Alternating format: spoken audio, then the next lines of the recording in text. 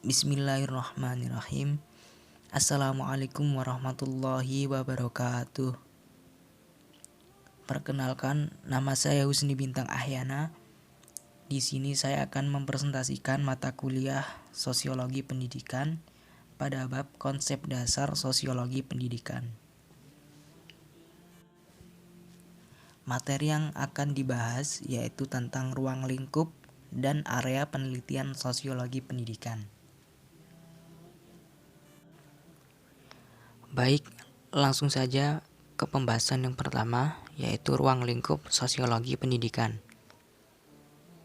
Sebagai ilmu pengetahuan, sosiologi pendidikan mengkaji lebih mendalam pada bidangnya dengan cara bervariasi.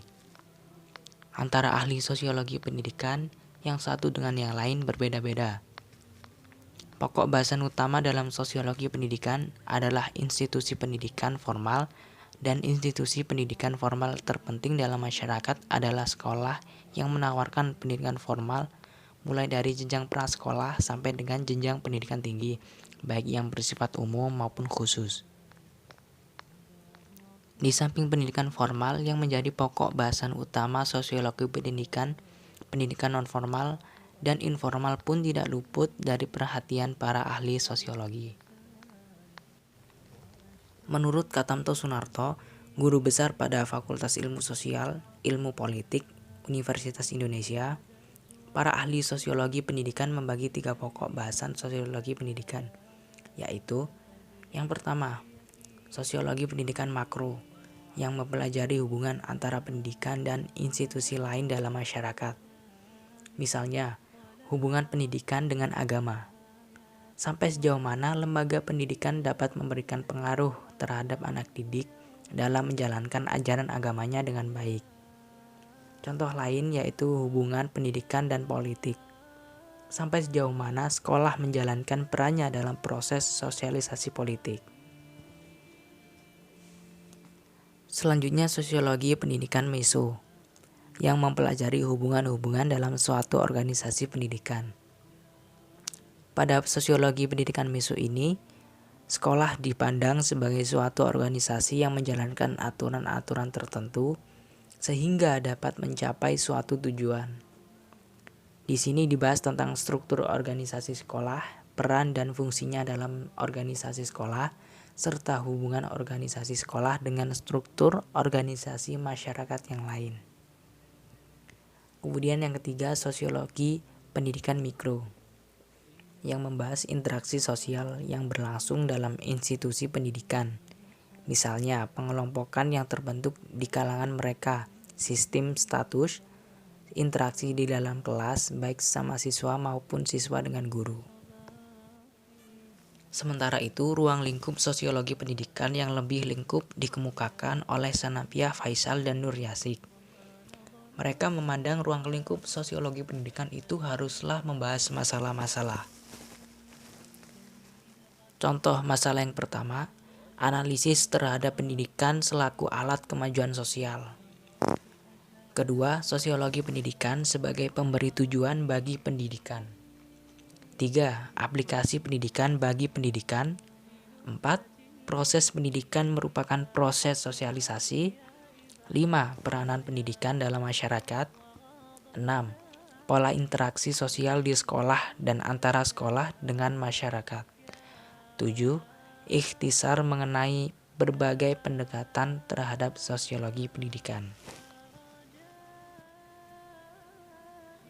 Dari beberapa pendapat di atas, secara umum inti dari persoalan sosiologi pendidikan membahas seputar konsep-konsep antara lain mencakup 1. Masyarakat, 2. Institusi sosial, 3. Peran, 4. Norma, 5. Interaksi sosial, 6. Konflik sosial, 7. Perubahan sosial, 8. Permasalahan sosial, 9. Penyimpangan, 10. Globalisasi, dan 11. Kelompok. Baik, kita lanjut ke pembahasan yang kedua, ialah area penelitian sosiologi pendidikan. Sebagai suatu bidang studi, sosiologi pendidikan menyuguhkan masalah-masalah yang menarik untuk diteliti. Begitu juga metode yang digunakan untuk memecahkan masalah melalui penelitian dapat menggunakan metode kuantitatif dan kualitatif. Dalam pendekatan kuantitatif, sosiologi pendidikan mengutamakan bahan, keterangan-keterangan dengan angka-angka, sehingga gejala-gejala yang ditelitinya dapat diukur dengan mempergunakan skala-skala indeks, tabel-tabel, dan formula-formula yang menggunakan statistik. Dengan menggunakan penelitian kuantitatif, sosiologi pendidikan bertujuan menelaah gejala-gejala sosial secara matematis, baik itu melalui teknik sosiometri yang berusaha untuk meneliti perilaku sosial dan institusi pendidikan secara kuantitatif dengan menggunakan skala-skala dan angka-angka untuk mempelajari hubungan antar individu-individu dan masyarakat.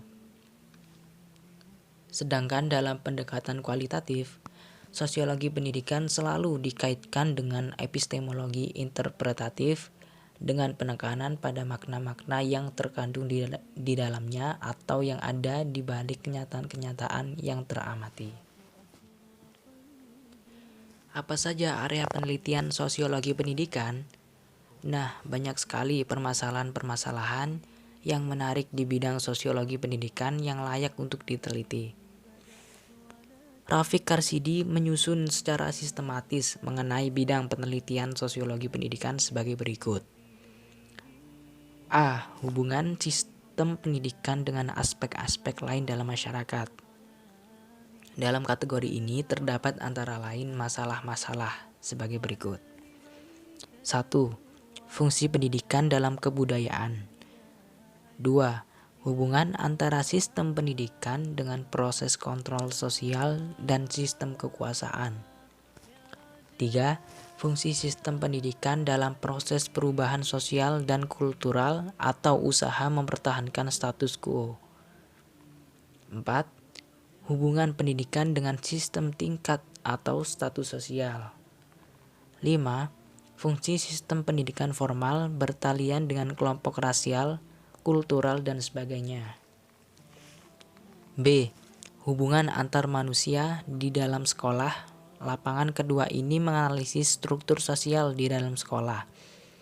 Pola kebudayaan di dalam sistem sekolah menunjukkan perbedaan dengan apa yang terdapat di dalam masyarakat di luar sekolah. Di dalam bidang ini dapat dipelajari yang pertama, hakikat kebudayaan sekolah sejauh ada perbedaannya dengan kebudayaan di luar sekolah. 2. Pola interaksi sosial atau struktur masyarakat sekolah yang antara lain meliputi berbagai hubungan antara berbagai unsur di sekolah, kepemimpinan dan hubungan kekuasaan, stratifikasi sosial dan pola interaksi informal sebagai terdapat dalam kliku serta kelompok-kelompok murid lainnya. C. Pengaruh sekolah terhadap kelakuan dan kepribadian semua pihak di sekolah. Dalam bidang ini diutamakan aspek proses pendidikan itu sendiri. Di sini kita analisis kepribadian dan kelakuan guru, murid, dan lain-lain atas pengaruh partisipasi dalam keseluruhan sistem pendidikan. D. Sekolah dalam masyarakat di sini dianalisis pola-pola interaksi antara sekolah dengan kelompok-kelompok sosial lainnya dalam masyarakat di sekitar sekolah. Antara lain dapat dipelajari yang pertama, pengaruh masyarakat atas organisasi sekolah. Kedua, analisis proses pendidikan yang terdapat dalam sistem-sistem sosial dalam masyarakat luar sekolah. 3. Hubungan antara sekolah dan masyarakat dalam pelaksanaan pendidikan.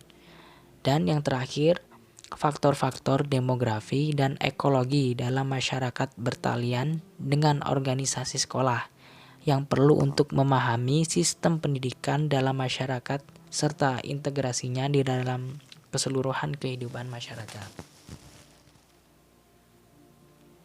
Baik, sekian dari presentasi yang saya paparkan. Semoga bermanfaat. Kurang lebihnya mohon maaf. Terima kasih atas perhatiannya. Saya Husni Bintang Ayana pamit undur diri. Wassalamualaikum warahmatullahi wabarakatuh.